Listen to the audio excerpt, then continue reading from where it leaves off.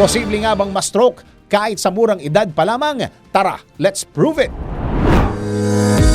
Bago maniwala sa mga claim-claim na yan, patunayan na yan sa Let's Prove It! Karaniwang inuugnay ng mga tao ang mga stroke bilang isang bagay na nangyayari lamang sa mga matatanda, sa mga may dati ng sakit o sa panahon. At kahit matatanda ang karaniwang nakakaranas nito, pwede pa rin daw na ma-stroke ang mga bata. Kaya naman ang tanong ng karamihan, posible nga ba talaga itong mangyari? Tara, let's prove it! Ayon sa hopkinsmedicine.org, ang pagkakaroon ng stroke sa mga bata ay posibleng life-threatening at maaari din itong mag-require ng immediate medical attention dahil sa problema sa ugat sapagkat maaaring kulang o hindi sapat ang daloy ng dugo o ang pagkakaroon ng pagdurugo sa utak.